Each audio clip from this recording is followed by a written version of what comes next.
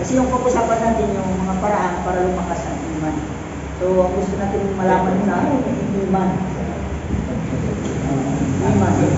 Sa puso, paniniwala. Ang iman, ang literal meaning ng iman, ito yung pananampalataya. Iman, kapag nariting natin yung iman, literal, yung literal meaning niya. Pero yung Islamic meaning, ang iman, ibig sabihin, ito yung tasdikun bilisan. Tasdikun bilisan, ito yung paniniwala ng dila.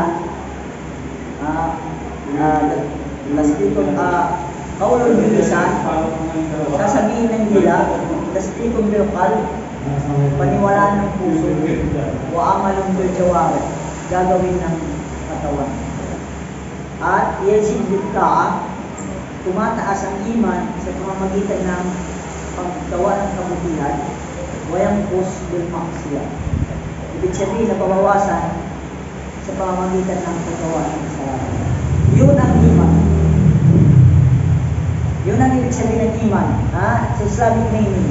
Ulitin natin ang iman, literal, yung pananampalataya, faith. Paniniwala. Sleep, paniniwala. Pero yung Islamic meaning ng iman, kapag narinig yung iman, ito lang. Sasabihin ng dila, paniwalaan ng puso, gagawin ng katawan, madadagdagan, o tumataas sa pamamagitan ng paggawa ng kabutihan, at mabawasan sa pamamagitan ng paggawa ng katawan. Ibig sabihin ng iman, yung iman, ito yung pangalawang antas ng Islam. Kasi yung Islam may tinatawag maratibuddin, antas ng Islam. Ang pinakaunang antas, ito yung Islam. Yung pagiging Muslim ka. Sa unang antas ka. Pangalawang antas, maging mu'min ka. Mu'min yung iman. Pangatlo yung ihsan, yung maging muhsin ka. Pinakamataas na antas, yung muhsin. Paano yung muhsin? Ito yung kapag ganito yung tao, yung Muslim, ganito yung paggawa ng pagsamba, ganito siya yung isip. Sabi niya, takot Allah, kaan nagkatara, pailang takong tara, pailang yara.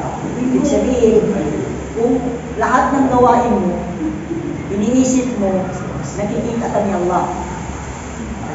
Nakikita ka ni Allah. Ay, nakikita mo si Allah. Ang ta'bud Allah kaan nagkatara, pailang takong tara, pailang yaraka. Ibig sabihin, nakikita mo si Allah. Kapag gumawa ka ng kabutihan, nagsala, libawa, sala, iniisip mo, nakikita mo si Allah. Paano mo gawin ang isang gawain na isang trabaho ka? Paano mo gawin na nakikita mo yung amo mo? Paano mo gawin ang isang gawain? Di ba? Paano mo gawin? Ayusin mo talaga. Ayusin mo talaga yung trabaho. Kung hindi mo sabi niya makita si Allah, isipin mo na nakikita ka ni Allah. Kapag ganito yung gawain, lahat ng gawain mo, ito yung pumapasok sa isip mo, mataas ang antas mo. Ito yung pinakamataas na antas na tawag muhsin. Muhsin. Muhsin ang tawag ko. Muhsin. Kapag naiisip mo, nakikita ka ni Allah subhanahu wa ta'ala. Yun muhsin. Pero ito yung tao, pag nagsasala tayo, isipin natin nakikita tayo ni Allah. Pag iisip mo nakikita ka ni Allah, hindi ka tinatamad magsala. Dapat ganun. Diba? Ayusin mo talaga ng maayos. Ganun ang dapat natin iniisip. Hindi lang sa lahat ng gawain. Lahat ng gawain mabuti. Sa lahat ng bagay, kahit saan man tayo mapunta. Makagawa ka ba ng kasalanan kung iniisip mo gano'n? Yun ang pag gano'n ang tao, pinakamataas ng antas ka. Yung tao na gano'n. Halimbawa, kahit mag-isa ka, iniisip mo nakikita ka pa rin ni Allah. Talaga nakikita ka ni Allah subhanahu wa ta'ala. Allah subhanahu wa ta'ala Sami'un basir. Isa sa mga katangian niya, naririnig niya ang lahat. At basir, nakikita niya ang lahat. Nakikita niya tayo. Mga ganito, nakikita niya lahat. Kahit mag-isa mo lang. Kaya nga sabi ng mga sila, kahit sabi na yung langgam na itim, doon sa ilalim, sa madilim, kitang-kita pa niya Allah subhanahu wa ta'ala. Nalalaman niya Allah subhanahu wa ta'ala. Ayun, dapat diminisip natin. Gusto natin maging mataas ang antas natin, iisip natin palagi na naririnig tayo ng Allah, isipin natin na nakikita tayo ng Allah subhanahu wa ta'ala. Kaya sabi ng Allah sa Quran, وَإِذَا سَأَلَكَ عِبَادِي فَإِنِّي قَرِيبٌ.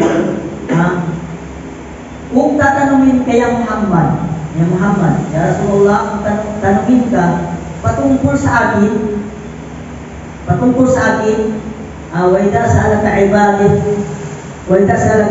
anni, tungkol sa akin, فَإِنِّي قَرِيبٌ. Agad sinabi ni Allah subhanahu wa ta'ala, فَإِنِّي قَرِيبٌ. Agad-agad sinabi ni Allah, ibig sabihin na malapit ako sa kanila. Malapit ang Allah subhanahu wa ta'ala sa atin. Maraming mga ayat, kung titignan natin, yas'alunaka anis sa'a, qul. Sabi ng Allah subhanahu wa ta'ala, kung tatanungin ka tungkol sa araw ng pagbunaw ng mundo, sabihin mo, qul.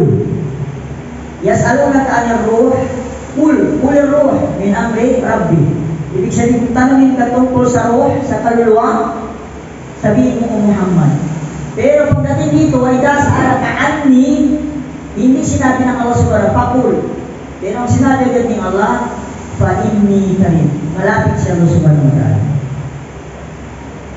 Sabi nila, sinabi pa ng Allah sa ibang ayat, wa nahnu aqrabu ilayhi min hablil warid. Sa Allah subhanahu wa ta'ala, tayo, malapit tayo sa mga ugat natin. Di ba? Ugat sa katawan natin.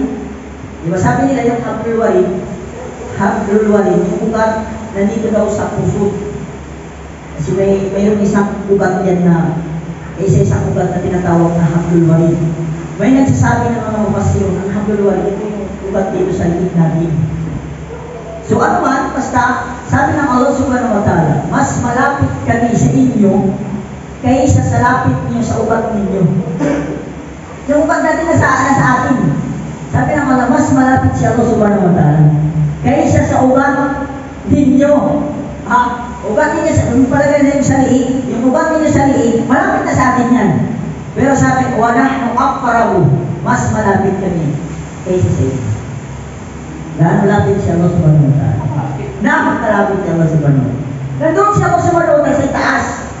Pero, nakikita, nalalaman. Malapit ang Allah subhanahu wa ta'ala sa atin. Nakikita, ibig sabihin narinig tayo. Yun. Pinakamatas na antas natin, kung iniisip natin, na tayo ay nakikita tayo ng Allah subhanahu wa ta'ala.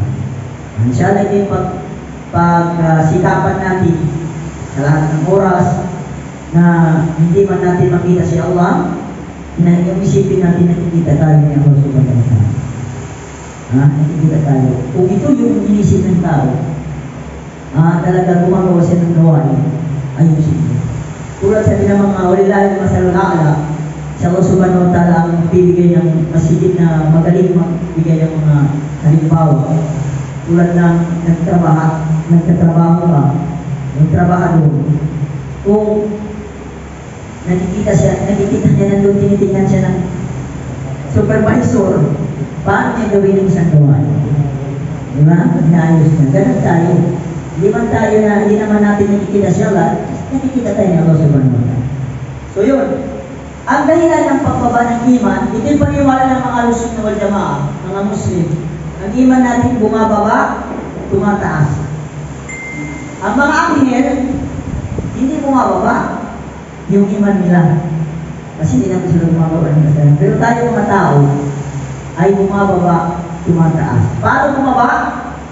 Paano bumaba ang iman? Sa pamamagitan na sinabi ko kanina. Pag nakagawa ka ng kasalanan. Paano ibig sabihin ng kasalanan? Paano masasabi ang kasalanan? Paano masasabi ang isang gawain ng kasalanan?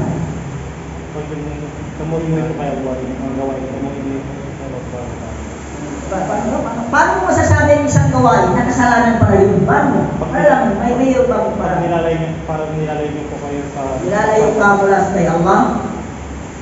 Ang isang gawain na yun, nilalayo ka mula sa Allah subhanahu wa ta'ala, kasalanan na yun. Sino paano magkano? Paano natin malalaman ng isang gawain na kasalanan na? Pinagbawal mo na sa bahay. Okay, sige ka. Pagdala ko yung sala, paano yung hindi sala? Hindi na kasalanan. Kasi kasalanan malawak yan, di ba? Malawak. Hindi talaga. Parang gusto mo siya magkakilala. Paano mo malalaman na yung gawain na yung kasalanan na pala? Pag nasuway mo ang utos niya nga, kasalanan. Ganon? Ano pa? Meron pa? Ang kasalanan, pag ayaw mo malaman ng tao ang ginawa mo, kasalanan yun. Ayaw mo malaman ng tao yung gawain na yun. Yun ay kasalanan. Itim.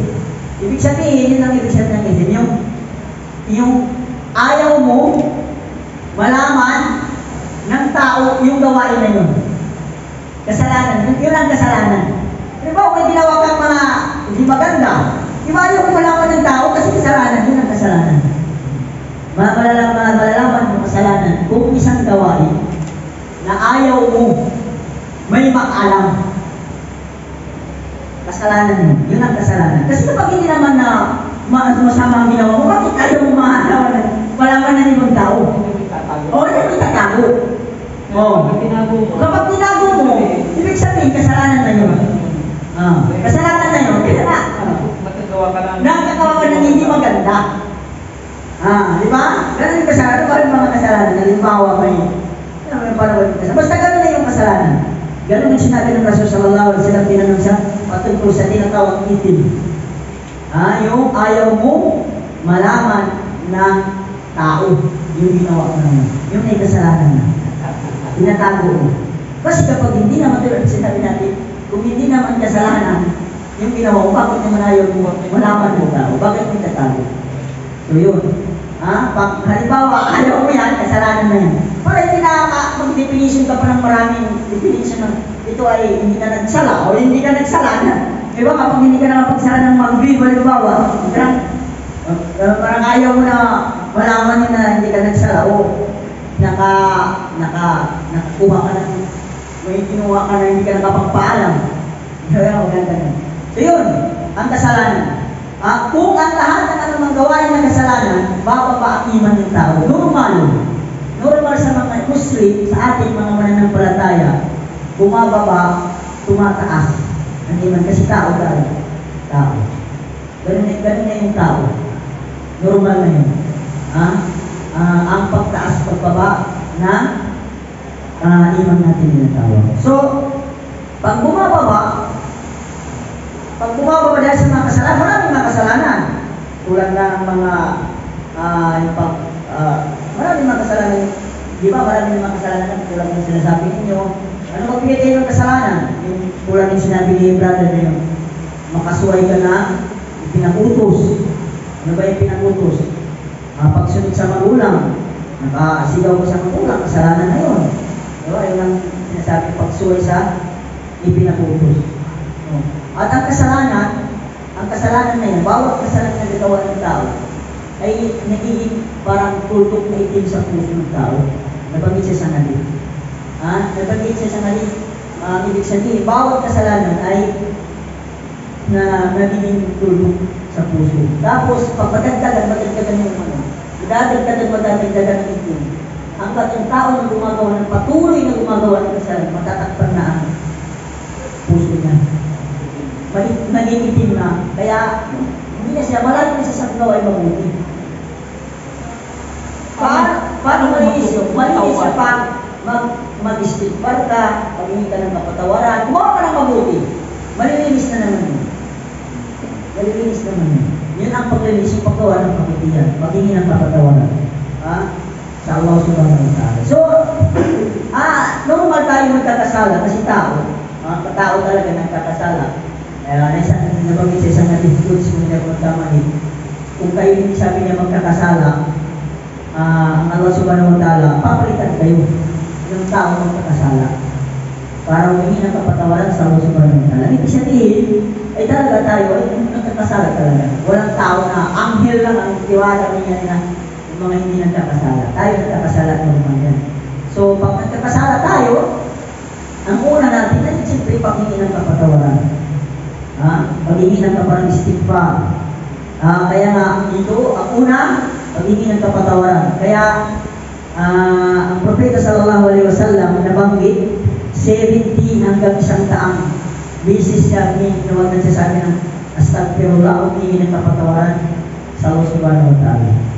Tayo, sa tingin ninyo, mga ilang beses tayo sa isang araw, tayo, sa sarili ninyo, mga ilang beses tayo kapagsasabi ng astagfirullah sa isang araw. Ang Propeta 70 ng 100. Umabot ng 100? Sa isang araw, sa 24 hours na. Dagdagan natin ang paghingi ng kapatawaran. Hindi umabot. Pero kung sasadyain tayo, katungalan kung minsan may time na tinatawad. Sa pagsunikapan natin na magawa natin tulad na ginagawa ng 7 day ng 100. Kahit halimbawa sa bawat sala, magtatapos ng salay, di ba? Mag-istighfar 3 beses. Yun, pag 5 yun, ilan 3 times siya na, 15 na. So may mga isa kong mga nagawa ka ng pag-istighfar. Basta nakagawa ka ng nakatingin ka sa alam natin kasalanan, nakatingin ka sa ilang pabawal, lalo yung mga cellphone natin, no? Mayaan ka sa istighfar o sa tagpurula, mag-istighfar. Ito yung ang Propeta sallallahu alaihi wasallam, tulad ng sinabi niya, sa kabila niya ay pinatawad na ni Allah ang kanyang kasalanan, ay humingi pa rin ang kapatawaran. Sabi ni Aisha, bakit sabi na gumagawa ka pa ng kabutihan, mag-istighfar ka pa rin karami, pinapatawad naman ni Allah subhanahu wa ta'ala kasalanan. Sabi ng Propeta, apala akuno abdan sakura. Hindi ko ba sabi na gawin ang sarili ko na bilang alipin na nagpapasalamat. Yun tayo inshallah, normal, magkasala, pero humingi tayo ng kapatawaran sa Allah subhanahu wa ta'ala. Gusto niya Allah subhanahu wa ta'ala yung tao humihingi ng kapatawaran. So yun, yung pag-istighfar sa Allah subhanahu wa ta'ala. At ito, ang isa sa mga dapat iniisip din natin yung dapat palagi natin isipin para lumakasaniman natin yung ending ng buhay natin, hindi natin alam. Kaya kapag inisip mo yung ending ng yung khatima, hindi ko alam bakit masigurado ka ba na ibig sabihin na mamamatay ka bilang isang Muslim ka ba o hindi ka Muslim, ganito o kaya. Dapat inisip natin yung mga ganito. Kung ang tao na inisip niya yung khatima niya, hindi niya alam. At isa sa mga dahilan na rin yung nilihim niya Allah subhanahu wa ta'ala ang kamatayan sa atin, hindi natin alam kung kailan, upang sa ganun na hindi tayo sigurista. Tingnan niyo yung ibada. Yung Lailatul Qadar, nilihim. Hindi sinabi kung anong gabi. Para yung tao, hindi manigurado lang sa isang gabi lang. Pupunta lang sa masjid isang gabi lang. Hindi ganun ang gusto ng Islam. Pati rin ang kamatayan natin, ay nilihim din. Para sa ganun, kasi kung alam mo naman, sabi mo, isang taon pa ako mamamatay, sa kanun doon, malapit na mamamatay, sa kanun mag-ibada. Di ba? No. Hindi, kaya nga, nilihim niya Allah subhanahu wa ta'ala para hindi tayo sigurista. Isipin natin hindi natin alam kung kailan tayo mamamatay. Kung iniisip ng tao ito, patuloy siya gumagawa ng pagpipilian. Ibig sabihin, hindi ko pa alam. Kaya nga, patuloy ko yung pagsamba ko sa Allah subhanahu wa ta'ala. Patuloy ko yung salat ko kasi hindi ko alam pagkakas ko dito. Hindi ko alam. Mayroon mga natulog, hindi na nagising. May mga gano'n mo. Mayroon mga dalawa na tayo mga discussion na yan, hindi natin alam.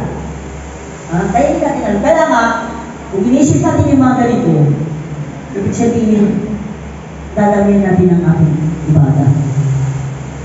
Alam natin yung ibada, pag ginawa mo ang pagsamba sa Allah subhanahu wa ta'ala, tinamihan mo, doon tutaas yung iman mo.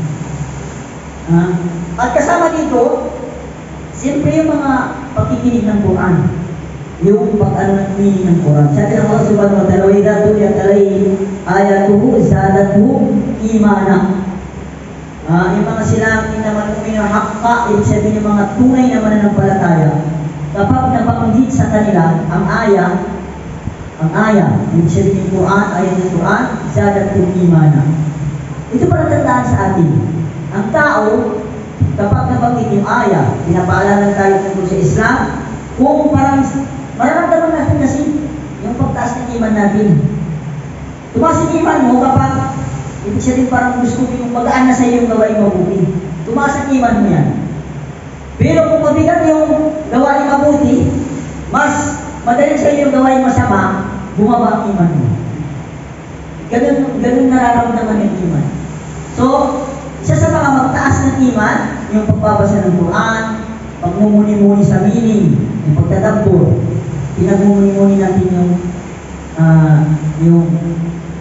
yung ibig sabihin ng Quran. Ganun din, kasama rin yung pagmumuni-muni sa mga nilikha. Di ba na pag-usapan na natin na nakaraan? Yung pagmuni-muni ka sa mga nilikha ni Allah subhanahu wa ta'ala.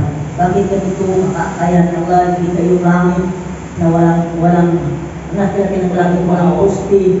Di ba? Walang may kaya niya. Sabi ng Allah, aantum masyadtu khalqan amis sama'u banaha. Kaya yung sinasabi ni Allah subhanahu wa ta'ala sa Quran, ano sabi niya? Kasi yung mga tao na hindi sila maniwala na mabuhay muli, ganito ganyan. Marami hindi sila pinapaniwala ang sinasabi ng Nabi Propeta Muhammad. Sabi ng Allah subhanahu wa ta'ala, ya Muhammad, sabi mo sa kanila, ano yung mahirap? Saan yung mahirap? Yung nilikha ang langit o yung tayo buhay muli? Saan yung mahirap? Yung bubuhay ni Brother Rousseau ito no, yung bubuhay ka muli ng Allah subhanahu wa ta'ala o yung paglikha ng langit, saan ang mahirap? Mas mahirap yung nilikha ang langit. Pinakawa din ang langit. Walang kwan, walang pusti. Hindi bakit ang pangyari ng Allah subhanahu wa ta'ala? Ang mga pagmumuni-muni sa mga ganito, pagpapataas ng iman. Makakita ka ng ganyan, imaisip mo yung Allah subhanahu wa ta'ala nilikha ito. Makita mo yung mga hayop, nilikha ni Allah subhanahu wa ta'ala ito. Para sa atin. Tingnan mo yung mga hayop, nilikha. Para sa yung mga kambing, yung mga baka. Diba? Nilikha sa atin. Yung mga isda, hindi na uubos. Di ba yung isda sa dagat lang, pag umagmuni-muni ka, isda sa dagat. Kung ano-ano yung mga anong klase ng pag-uli. May yung pasabog, yung lampat, dinuito. Pero, hindi pa rin nauubos yung isda sa dagat. Mula noon. Isipin natin kung gaano kaming kakayahan ni Allah subhanahu wa ta'ala. Ang mga ganito pagmumuni-muni sa mga nilikha ng Allah subhanahu wa ta'ala, sa mga biyaya ng Allah subhanahu wa ta'ala, nagpapalakas ng iman. Nagpapalakas ng iman. At siyempre, kasama dito rin ang pagpapalakas ng iman. Tulad ng tinuturo sa inyo, yung mga tasbih, yung mga dikir. Dikir, pero ba kayong pinamimorize sa inyo yung dikir? Mayroon ba? Pinamimorize sa inyo? Maganda yan na ibalikin natin na yung dikir sa umaga ba yan sa kasapon? Ano ba yung dikir na yan? Yun, maganda. Alam niyo yung dikir, yan ay kasama rin pagpataas, pagpapalakas ng iman natin. Kaya ang ala bidikrillah, sabi ng Allah subhanahu wa ta'ala, tatma'innul qulub. Ang pagdidikir ay, yan sabi niya ay nagpapapanatag ng puso ng tao. Dikir. Yung dikir sa Allah subhanahu wa ta'ala, yung kahit ito sa kaginhawaan tayo, magdikir tayo. Para kung sa gano'n na darating yung kahirapan o na may lumating na problema, maalala tayo na, kaya na alalahanin niyo si Allah subhanahu wa ta'ala sa kaginhawaan, alalahanin tayo na Allah subhanahu wa ta'ala kapag kayo ay sinira. Kaya nga, ang isa sa mga kapagligtas, alam niyo yung kwento ni Propeta Jonas, narinig niyo yung salita niyo yung kwento doon? Yung isda. Si Yunus alayhisalam, Yunus siya ang pangalan niya saan? Ang pangalan niya sa Arabic, sa Islam, pero Jonas no? Jonas. So, ang ano niya, siya ay umalis. Umalis siya sa kaum niya, sa lugar niya, hindi pa siya, wala pang order ng Allah subhanahu wa ta'ala na umalis siya. Umalis siya sa kanya. Nagano siya sa kawan na araw-araw gabi ganyan, hindi maniwala yung tao. Hindi namin mga dapat ng mga. Kaya huwag kayo magpunta ka ng magkatao kayo. May ginatawan mo kayo, hanggang ngayon hindi pa rin nag-Muslim. Huwag kayong magtaka. Kayo, ilang taon lang kayo ng dawa. Yung mga propeta alimos salam na una, ay taon sila magdawa. Wala, okay na pa yun. Pero hindi pa rin maniniwala sa kanya. Yung ginawa ni Yunus alayhi salam, umalis siya. Umalis siya. Sumakay ng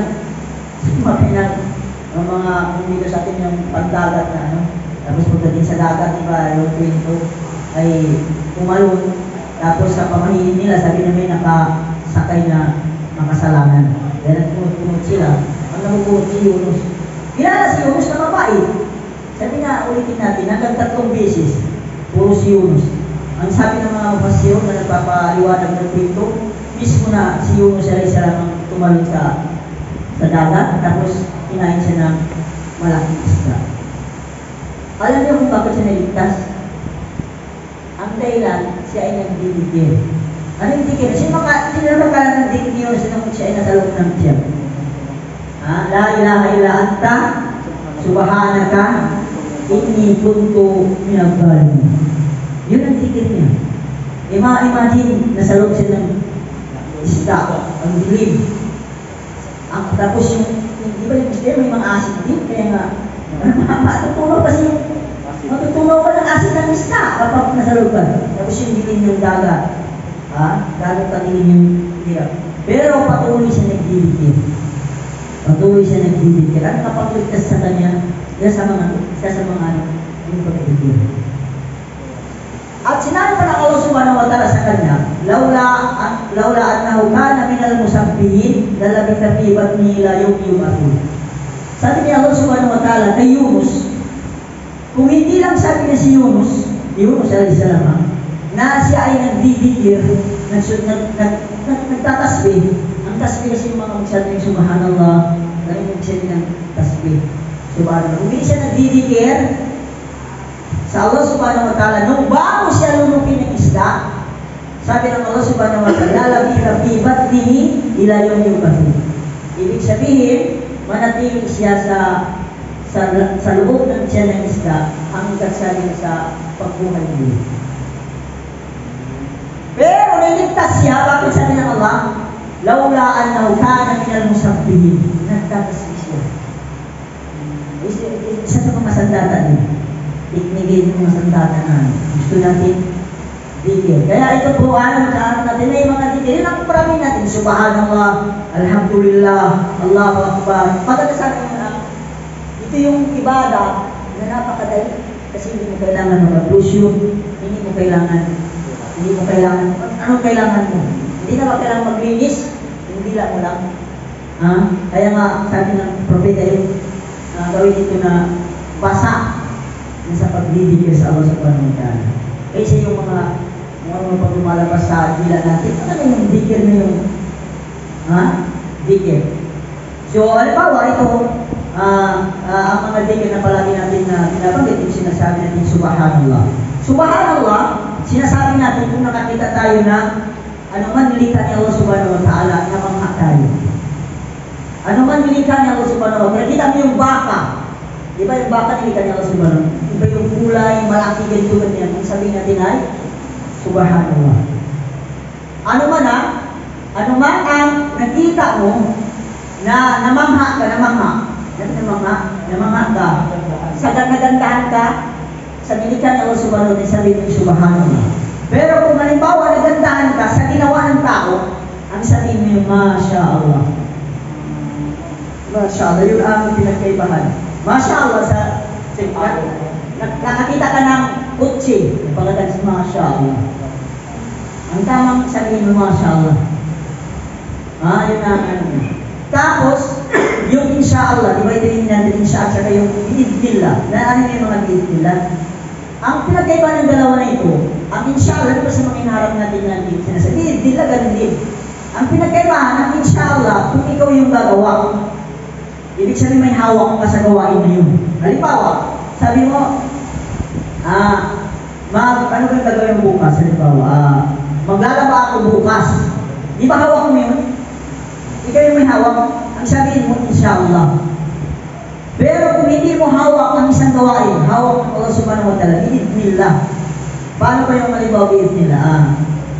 Sabi mo, pag, ano ba, yung mga, tulad yan, yung mga pagpasok sa paraiso, bi'idhnillah. Kasi pagpasok sa paraiso, kapag makapasok tayo sa paraiso, hindi inshallah dapat doon. Bi'idhnillah. Kasi yung pagpasok sa paraiso, hindi mo hawak. Di ba hindi mo hawak? Hindi inshallah yung sabihin mo. Bi'idhnillah. Yun ang sabihin mo. Bi'idhnillah. Ang mahalaga, kapag ang isang gawain may naharap na hindi mo hawak, ang sabihin mo, bi'idhnillah. Pero kung hawak mo, yung ikaw yung gagawa, inshallah. Inshallah, ikaw yung ikaw yun. Pupunta ka sa masjid, yung ka na. Ang sabihin mo inshallah. Pero kung hindi mo hawak, ay sabihin, yun ay hawak ng Allah. Ang sabihin natin, bi'idhnillah. Yun ang mga ano natin. Tapos kapag magagawa, makikita tayo ng kasalanan, astagfirullah. Pag makikita tayo ng simbahan, lama Buddha, bihaqqinillallah. Ang sinasabi natin, lama Buddha, bihaqqinillallah, ibig sabihin na walang Diyos na dapat sabayin maliban si Allah. Kung makikita ng mga simbahan, ano po ba yung mga ginagawa natin? Yan ang mga zikir. Ang lahat naman ay hindi yung mga pag may mga nahulog, may mga nahulugan yan. Ano ba yung ano? Hindi naman kasi sinasabi, kay lata, meron kayong sinasabi, nadapa tayo. Di ba may mga sinasabi, kapag nadapa kayo, ano ba yung mga sa inyo dito sa Pangasinan? Pag nadapa ka, tapos kung pa kayo, sasabihin, ay, Jesus. Balitan mo yun. Sitakbirula o. Basta yung mahalaga yung dikir. Tapos dito sa pag mga nagsasakay tayo, kapag patag ang nagsabi natin, subhanallah, tama ba ito? Subhanallah pababa, alhamdulillah papatag, Allahu Akbar pagpataas. Yan ang mga dikir kapag nalala. Pagpababa, subhanallah, pagpatag, alhamdulillah. Yan ang pagpataas, Allahu Akbar. Yan ang mga dikir kapag naglalakbay tayo. Tapos iba pa yung mga pagpasok ng siyat, pasok ng masjid, alam niyo, tinuro nga sa inyo, no? Yan ang mga, yan ang ihabit natin. Pag makakita ka ng maganda ginawa ng tao, hindi na, wow! Mga ganun, di ba? Hindi na ganun. Tinuro na natin, kapag gawa ng tao, sabihin natin, Sha'Allah. Pag ginawa ng Allah subhanahu wa ta'ala, nakita tayo ng mga puno, maganda, subhanallah. Ganun ang sasabihin natin. Alhamdulillah, papuri sa Allah subhanahu wa ta'ala. May mga dumarating sa atin na mga buti. Alhamdulillah. Alhamdulillah. So ito yung mga zikir na maganda para kasi tulad nito pagpataas ng iman ito. Pagpataas ng iman ng mga sinasabi natin. Ito yung gawin nating habit na lumalabas sa nila natin. Hindi yung mga minsan yung mga Muslim, narinig ko po yung mga Jesus magdarawan ng mga may tanong ako, Ustad. Kasi kung minsan, nagdadrive tayo, di ba? May bulaga na, ano ba? Ano yung bulaga ng, mapapansin mo na lang, butas, malalim, medyo, Ang mahalaga ay yung lalabas sa bugila mo, ano mang dikir? Kasi Maano dikir? Dikir na labas na. Allahu Akbar, mga ganun. Wala namang problema yun. Ang mahalaga yung hindi dikir yung lumalabas sa dila mo. Kaya, ang ano kasi dila natin kung palagi natin na yan ay sinasanay, masanay rin na yung lalabas, ano mang mangyari, yung ano mang, lalabas, dikir. Allahu Akbar. Yun mga dikir na maganda natin na ano pa yung mga pangyayari. Ayun, maganda na yun. So yun lang mga maganda na lalabas. At kasama rin dito na para lumakas ang iman natin, ito yung palagi natin sinusuri ang sarili natin. Sabihin, suriin natin yung lilitisin natin, tinatanong din natin ano yung nagawa ko sa araw nito, anong ginawa ko mabuti, ano naman yung mga, kasi sinabi ng Allah, sabi na ya ayyuhalladhina amanu, Ittaqullah wal tanzur nafsun ma qaddamat lighad. Kali inuutos ito. Huwag kayong mga mananampalataya, matakot kayo sa Allah at tingnan ninyo kung ano yung napauna ninyo sa kabilang buhay. Ano yung napauna natin? Sa tingin mo, ano kaya yung napauna mo? Gusto mo pumasok sa paraiso, pero ano nagawa ko? Sabi nito, hindi free ang paraiso, ha? Walang free. Ang mga ng paraiso, tapos free, walang free. Kailangan mo na may ibang kagagawin. Ito yung mga ibada. Kailangan mo, yung murulin, gusto mo yung murulin, yung babae sa paraiso, ay kailangan mo gumawa ng ibada. Pagsamba sa Allah subhanahu wa ta'ala. Yun, kaya sabi ni Umar, hasibu anfusakum qabla an tuhasabu. Ibig sabihin, kuwintahin ninyo, sabi niya, ang sarili ninyo, tanongin niyo na bago pa kayo tatanong. Kasi tatanong tayo. Tatanong tayo sa kabilang buhay. Isa, tinatawag na sobra na, no? Sobra na, no? Hanggang dito na, inshallah. At ang panguli na, pang-last, huwag natin kalimutan yung mga panalangin para manatili tayo sa Islam. Panalangin sa Allah subhanahu wa ta'ala. Ito yung sandatan natin yung panalangin. Inshallah, no? Hanggang dito na kasi mamaya yung oras natin. Oras na, no? Oras na, no? Agad na, no? Dito na lang muna. Pintirin ko sa pero Sarasi mo yung bato. Ay, akala ko ano na. Sabihin nyo na lang. Naiintindihan? Sobra na. Ano na yan eh? Pero isa na, para baka may mga tanong kayo, para may mga tanong kayo ng muli, huwag natin kalimutan yung panalangin para manatili kayo. So, sino may tanong? Paano mo? Sino may tanong? Isang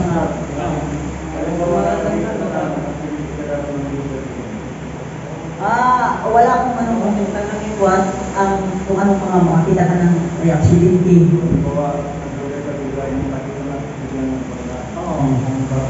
Hindi ko ano kung anong. Basta mahalaga mabanggit mo yung zikir.